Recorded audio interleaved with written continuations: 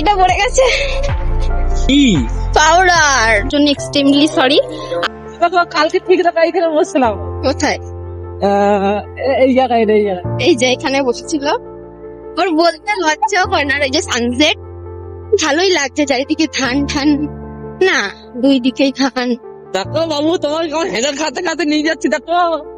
ও ইচ্ছাকৃত করে এইগুলো করে যাতে আমি নেক্সট টাইম ওর সাথে না বেরোই, কিন্তু ও জানে না যে দীপিকা ঘুরতে কতটা ভালোবাসে। আরে আমি তো মজা দিচ্ছি, মজা হেজার। মানে আমাকে এখন বলতে কিছু খাওয়াতেই পারিনি, এই মজা খাওয়াতে খাওয়াতে ধরো তোমার ফোনটাই পড়ে গেল, সাজা হয়ে গেল, তাই এটা কি করবে? তারপরে তোমার আমি ওই করবো কি সুরেশের আসলে রূপটা তখন গাইস, আমি যদি বেঁচে থাকি আমি ক্যামেরাটা অন করে দেখাবো, ঠিক আছে? তখন আমার আসল ভেতর থেকে শয়তান বেরোবে।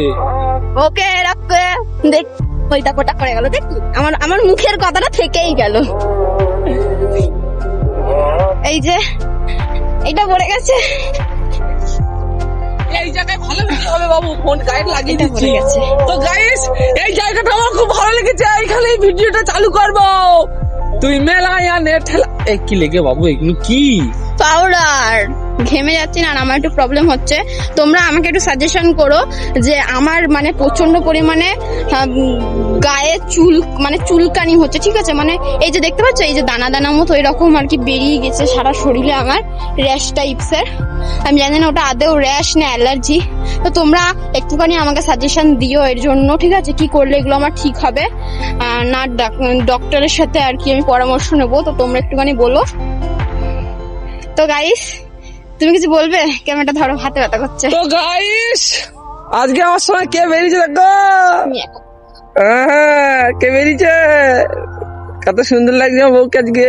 ওহো হো, নজর লেগে যায় বাবু, কি লাগছে বাবু। আসো এখানে দেখি। ও হো হো, কি লাগছে। ঠিক আছে বাবু, তাহলে এখানে ব্লগটা শেষ করতে দাও, দুটো রিল ফিল বানাই। তো লাইক কমেন্ট শেয়ার সাবস্ক্রাইব তো করবেই, আর ভিডিওটা ভালো লাগলে পরে অবশ্যই কমেন্ট করবে। আর এই অবধি ভিডিওটা থাকলো, এই কদিন তোমাদেরকে ভিডিও দিতে পারিনি তার জন্য এক্সট্রিমলি সরি। আর ইত্যাদি ইত্যাদি, টাটা বাই বাই।